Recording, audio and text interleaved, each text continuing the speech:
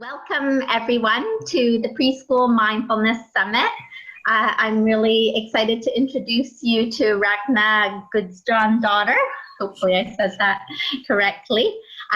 She is coming to us from Iceland, where she's an Icelandic mindfulness expert that helps busy women reconnect with their power. She's also a mom, and she's going to share with us today some tips on how to save ourselves from stress, which I know teachers, parents, and anyone working with preschoolers, it's such an important topic to, create that well-being within ourselves. So welcome, Ragna. Thank you so much for joining us. Thank you. Thank you for having me. It's great to be here. So tell us a little bit about, first of all, why we kind of need to save ourselves from stress. Yeah, I think we all know that stress affects our whole being. Like it affects our body, it affects our minds and our spirits. And we sometimes just forget and think this is just the normal way of living. And we don't, take the time or the effort to reduce the stress. But it's worth noting here that like a little bit of stress is can be helpful for us when we are, have a big project. It will, if we have a test of some kind coming up, it will, motivate us a little bit. But if it gets too much, it actually decreases our performance. So that's the stress I'm talking about. So just we have that clear. Yeah. So it's essential to have a little bit of stress, but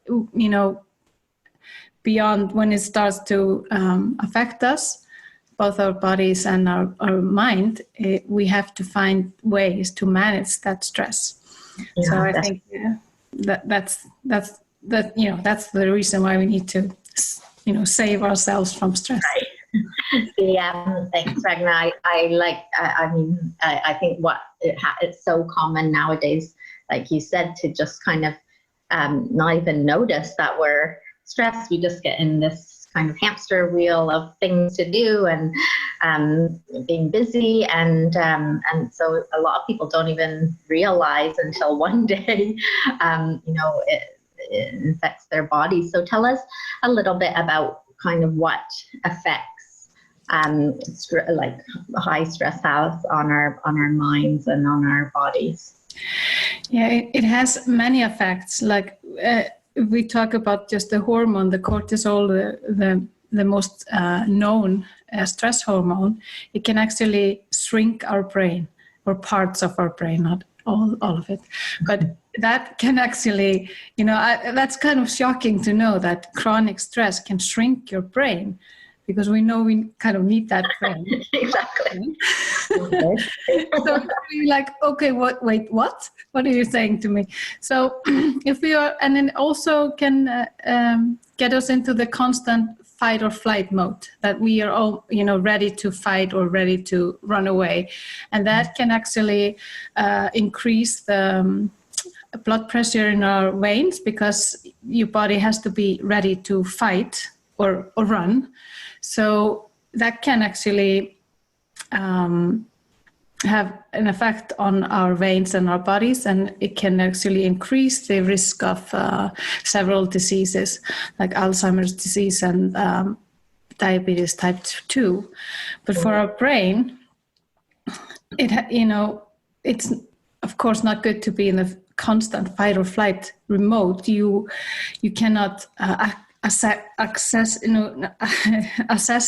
the situation correctly if you're ready to fight or run away all the time. So it's really hard for us to plan and coordinate, and the memory, it kind of gets impaired when we kind of lose our memory. And so it really has more effect on us than we think. And we just think that this is the normal way of being, that we just, forget all the things that we need to do, or, because we have so many. Yeah. And we we just get used to that. But we can actually improve that and improve our skills to, stay calm a little bit more. Yeah, awesome. So obviously we don't want all those things to happen to us. So I know you have a big toolbox of ways to relieve stress and things that you use. So tell us why you have so many different strategies. I think I've always been prone to stress and anxiety, really, since I was young. But, once my roles, increased, like I'm a wife and a mother and a daughter, of course, I have been for a long time, and a friend, and I, have a job, and maybe even 3 jobs. I'm not saying. So I kind of, and then I was in university for a long time. So I needed something to relieve my stress and my anxiety, because I was getting really, really nervous, and I, always had this knot in my stomach, and I just, got used to it. I thought it was supposed to be like this, and I was supposed to have my shoulders up to my ears all the time, but it's not. It's not the way we are designed to be. So I kind of figured that I needed to do something about this. So I got into yoga first, and and meditation, and that kind of just eased itself into my life. So I remember when I was writing my master thesis, I was just like, deep breaths, hold, and relax. I was just kind of integrated into my life, even though I didn't even plan it. So I think because just of the many roles that the many hats that we have, we kind of need some methods to help us. Yeah, sounds familiar, and I think sometimes we find the things that we need, when we kind of, like you said, you're doing your masters, and then that kind of just came into your life. So that's the good part. So Ragna, can you share some of the methods that you use, some of the things that work really well for you, or maybe with the clients that you work with? Yeah, I have like a really big toolbox, but my favorite for this time of year is the decluttering one. That, when you have a lot of clutter around you, it kind of clutters your brain. And we know this. We can even, when we clean out of, just our desk or something, and we know we have a little bit more space for ourselves. But saying that, I have boxes all around me because I just moved here just a couple of weeks ago. Okay. So I have a lot of decluttering to do in the next months, I guess. But yoga, meditation, letting go of perfection, it doesn't have to be perfect. Realizing how my mind works, like the cognitive behavior therapy kind of thing, that you actually can control your thoughts and your feelings, and then the outcome. There are so many. I think this is the main ones. Deep breathing, yoga nidra. It keeps on going. I love the decluttering, what you said, because we move a lot, so I have to declutter every couple of years. Yes, I'm not going to bring all this stuff with us wherever we go. So in that respect, I kind of sit down, but we still get kind of, things just build up, don't they? Or they get messy. Yeah. I just did a big decluttering thing, and I was doing all the Marie Kondo folding my clothes. Yep. I feel so much better now. Yeah, it works. And so tell us, what would be your kind of top 3 methods? Maybe share in a bit more detail about those. I'm so excited. I'm interrupting you before you're done. I'm like, oh yeah, my top 3. My mind is really excited. So those are the things I call my 3 M's. This is mindfulness, meditation, and movement. Okay. So, in mindfulness, you are a little bit more aware of your surroundings and what is and not what can't be and was and could be, or, and so on. So just take in what is, and then just then come the difficult part, the part where you have to take it in without judgment and without, constantly commenting on what is. Just, this is what is, and that's it. And this is a work in progress all the time, to not judge what's there. But then the meditation, I have I would like to say I have a practice, but I fall off the wagon, all the time. So, sometimes I do a 40-day meditation, every day for 40 days or 90 days or whatever. And then I take a break and then I start again. But I always have this, what I call a mini meditation. It's just 3, 4, 5 deep breaths that you just, deep breathe in, hold a little bit, and, out again for just a couple of moments. And it can actually bring you back to yourself. And that I use every single day, and many times a day, sometimes if it's a stressful day. So that's something that I cherish a lot and I use all the time. I think the longer meditation kind of help your brain to stay healthy, and it actually declutters your brain, so, and your subconscious. So that's really good. That's a helpful thing to have. So if you have time for longer meditation, it's really, really helpful. And also, I want to keep it simple. It doesn't have to be like an incense covered, with all the Buddha statues, and it doesn't have to be anything like that. You can meditate in the car, or in the laundry room, or wherever you get some peace.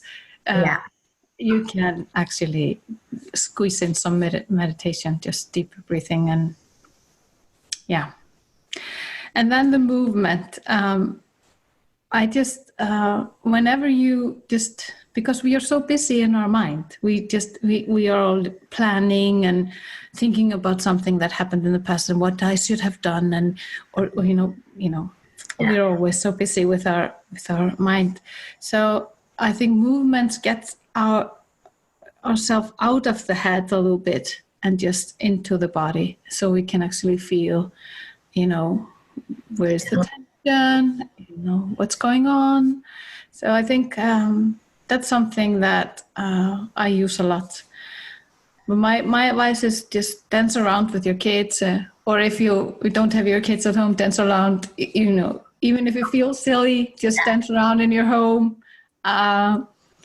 Yoga, of course, and stretching is wonderful if you have the time to do that. And my other favorite part is taking a walk in nature. It really rejuvenates me.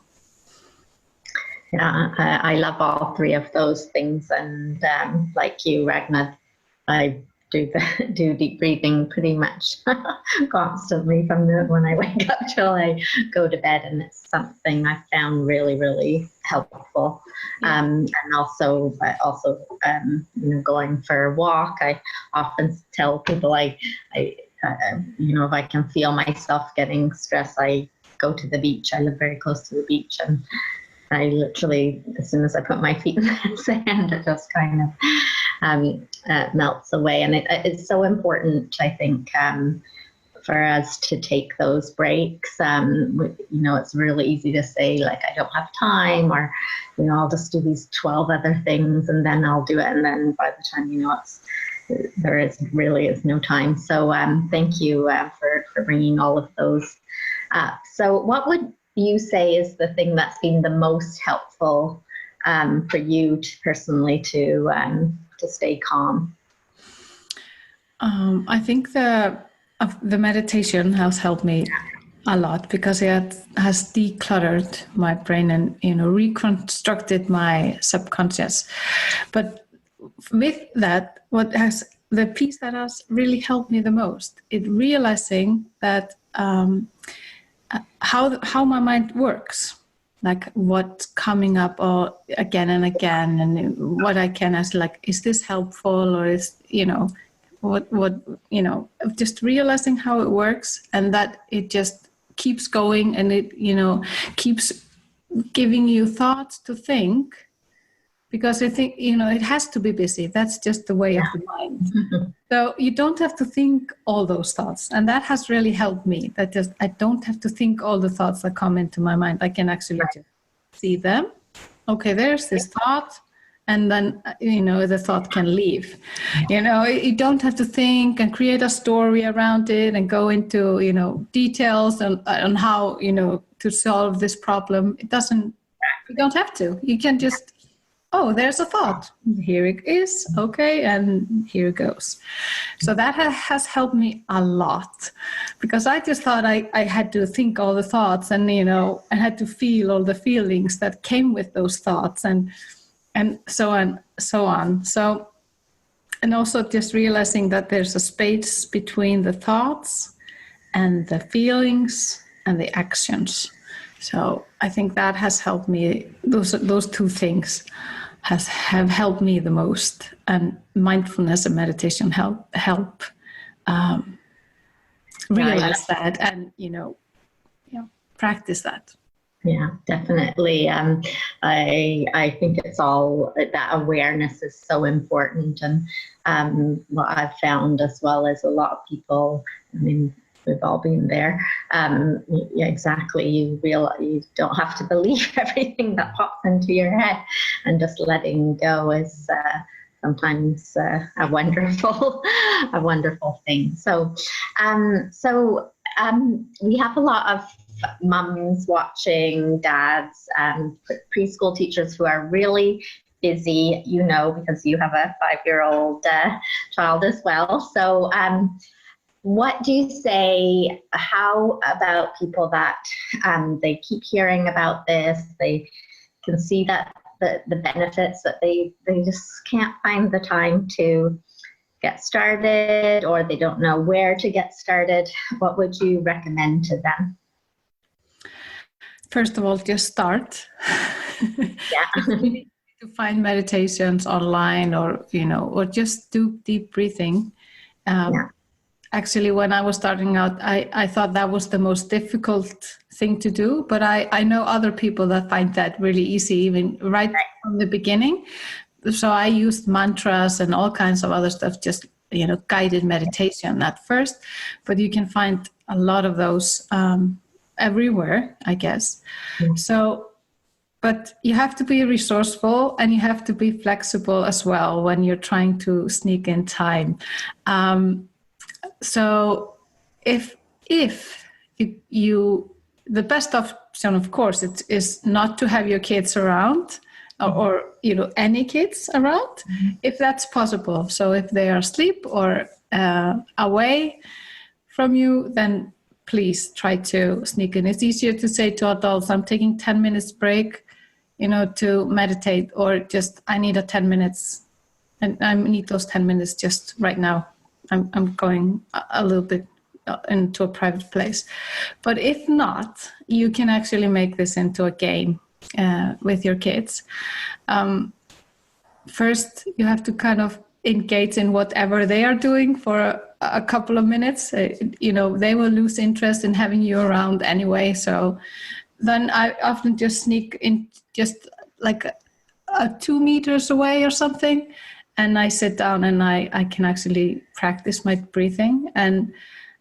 But get them, if they want to, if they're asking what's going on, tell them, explain, and they will often try it out for like 10 seconds. Those 10 seconds are beautiful. Enjoy it. Will not last. But then they usually just go off and play. So, right. Yeah. So and then I think the most important thing is that you decide that you're not going to let the play or their talking or interfere with what you are doing, because you don't have to take everything in and start and react to it. So you can actually sit there and breathe. And that's a really, really difficult practice, but it's really helpful that you don't react to what's happening around you.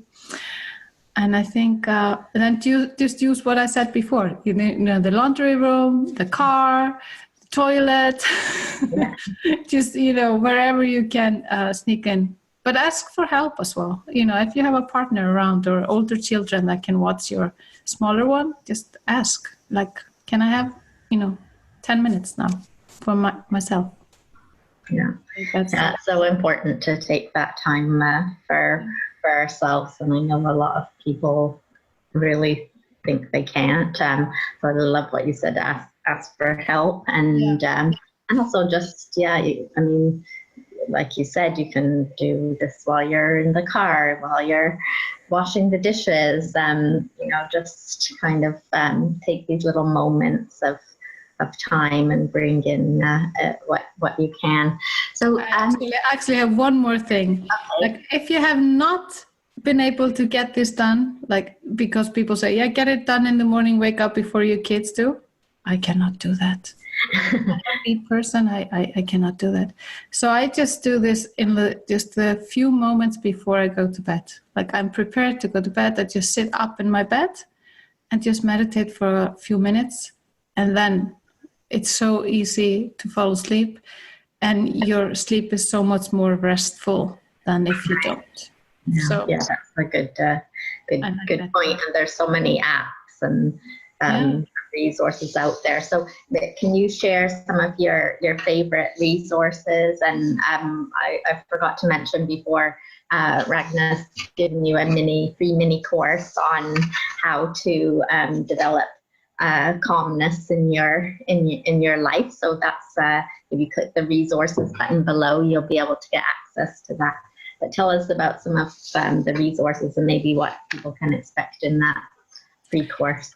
Yeah, those are just the easiest methods that I have found that have helped me and my clients to have a little bit more calmness in their life and in their mind.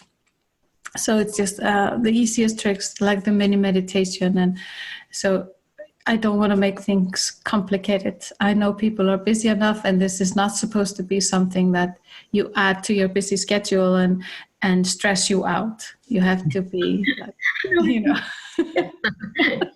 So, you know, but if you know you're going to be a little bit calmer, even just for a little bit, it will help you a little bit.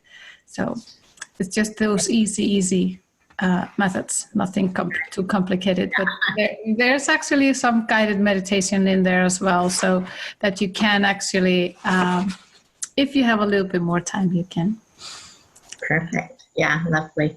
Find it there. Just before we end today, Ragna, is there anything else that you'd like to share with the audience?